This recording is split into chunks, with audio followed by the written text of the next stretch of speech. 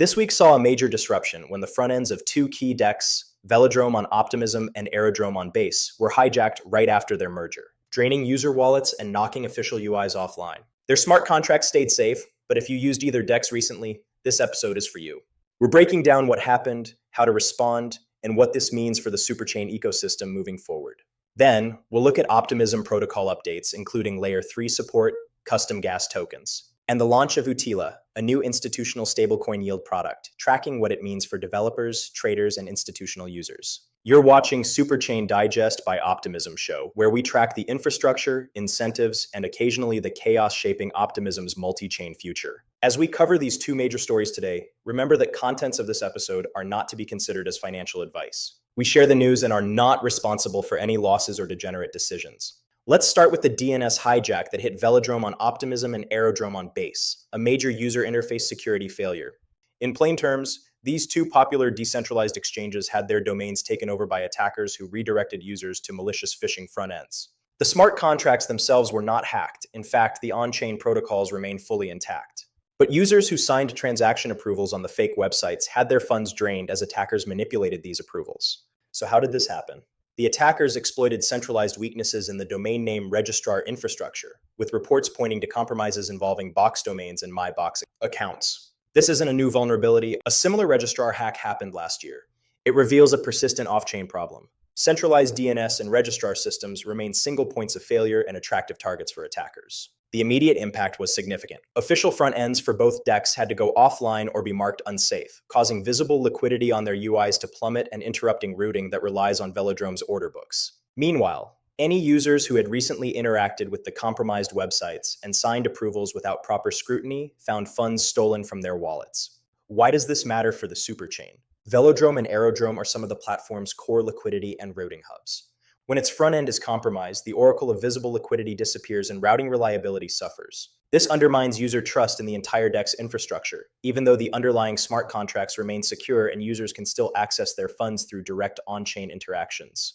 For users, the fallout is clear. If you visited these compromised sites recently, assume you might be exposed. It's urgent to revoke any suspicious token approvals through tools like revoke.cash, carefully audit all allowances in your wallet, and if you spot anything unexpected, consider moving your funds to safer addresses. When official UIs go down or are untrusted, your fallback should be direct contract access. That means interacting with verified smart contract addresses via block explorers or trusted RPC endpoints rather than relying on potentially malicious alternative front ends or mirrors. Looking at the bigger picture, this attack serves as a stark reminder that while smart contracts are trustless and secure on-chain, off-chain components like registrars and DNS remain centralized vulnerabilities.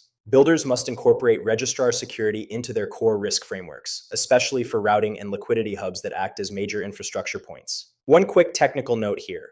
Because the smart contracts themselves weren't compromised, your funds aren't lost on-chain, you can always interact directly with the protocols to recover assets. However, the real attacker control happened through the user interface experience, tricking users into granting allowances that allowed malicious spending. That's why user education, better tooling, and project mitigations are all critical. If you'd like to learn more about the recent merger between Aerodrome and Velodrome, check out last week's episode of Superchain Digest. Now let's look at OP token fundamentals, Layer 3 infrastructure and gas innovations, plus the launch of Utila, a new product on OP mainnet. Starting with the OP token itself, multi-year price models show a median forecast of about 0.4 in 2025, gradually appreciating to around by 2031. That said, near-term sentiment and technicals are still somehow bullish.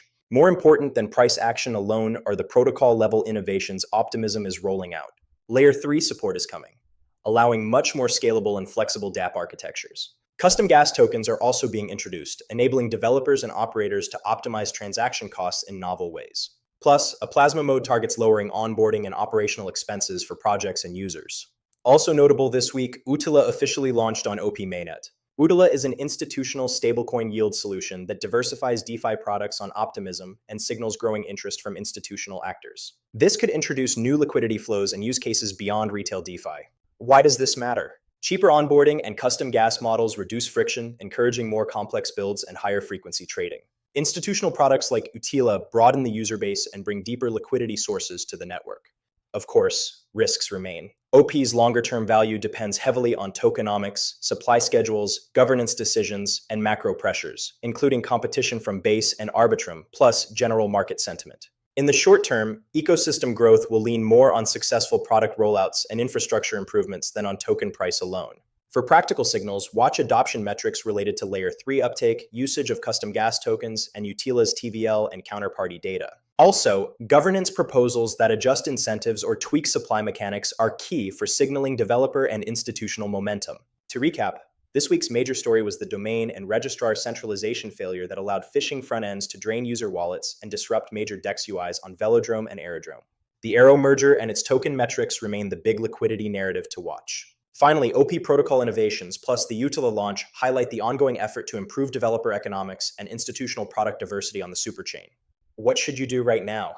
If you've been exposed to the compromised domains, revoke approvals. If you face UI outages, rely on direct contract interactions. If you're building on the Superchain, start threat modeling registrar and DNS failures as part of your deployment checklist. Publish verified addresses and fallback mechanisms prominently so your users aren't left guessing. Subscribe to Optimism Show for weekly operational intelligence. And follow along for weekly coverage of how the Superchain and its member chains are actually evolving. Thanks for watching. Stay safe, stay sharp, and I'll see you in the next one.